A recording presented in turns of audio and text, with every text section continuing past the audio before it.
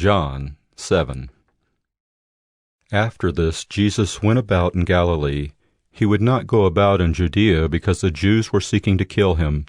Now the Jews' feast of booths was at hand. So his brothers said to him, "Leave here and go to Judea, that your disciples also may see the works you are doing. For no one works in secret if he seeks to be known openly. If you do these things, show yourself to the world." For not even his brothers believed in him. Jesus said to them, "My time is not yet come, but your time is always here. The world cannot hate you, but it hates me, because I testify about it, that its works are evil. You go up to the feast. I am not going up to this feast, for my time has not yet fully come." After saying this, he remained in Galilee. But after his brothers had gone up to the feast, then he also went up, not publicly, but in private.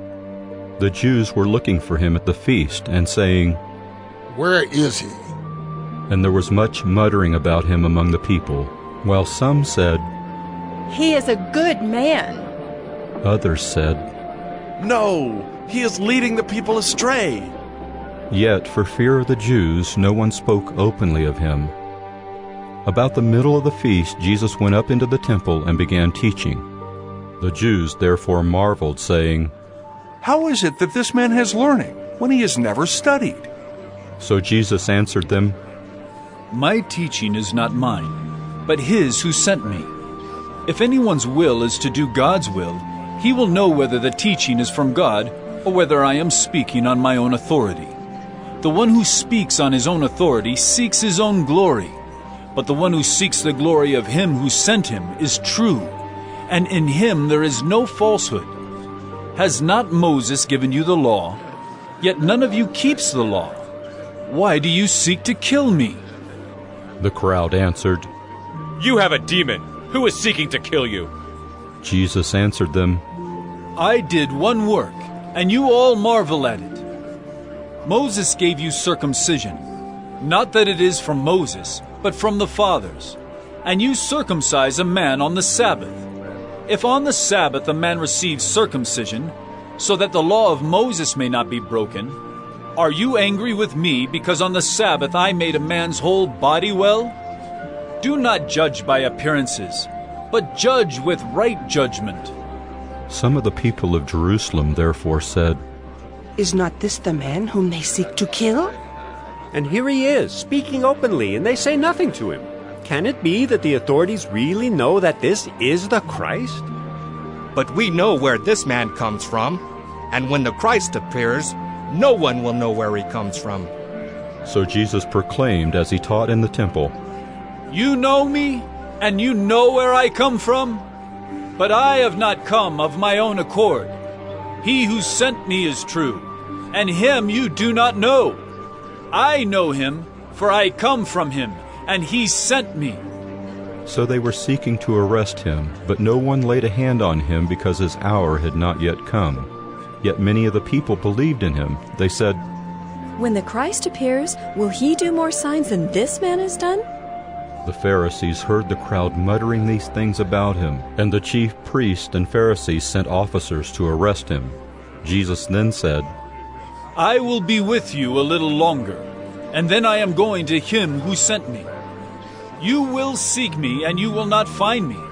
Where I am, you cannot come. The Jews said to one another, Where does this man intend to go that we will not find him? Does he intend to go to the dispersion among the Greeks and teach the Greeks? What does he mean by saying, "You will seek me and you will not find me, and where I am you cannot come"? On the last day of the feast, the great day, Jesus stood up and cried out, If anyone thirsts, let him come to me and drink. Whoever believes in me, as the Scripture has said, out of his heart will flow rivers of living water.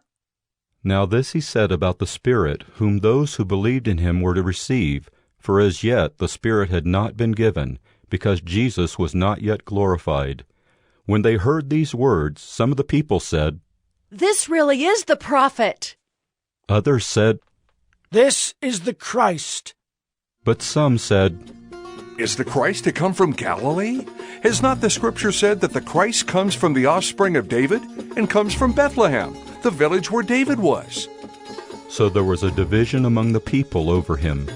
Some of them wanted to arrest him, but no one laid hands on him. The officers then came to the chief priests and Pharisees, who said to them, "Why did you not bring him?" The officers answered, "No one ever spoke like this man." The Pharisees answered them, "Have you also been deceived? Have any of the authorities or the Pharisees believed in him? But this crowd that does not know the law is accursed." Nicodemus, who had gone to him before, and who was one of them, said to them, "Does our law judge a man without first giving him a hearing and learning what he does?" They replied, "Are you from Galilee too? Search and see that no prophet arises from Galilee."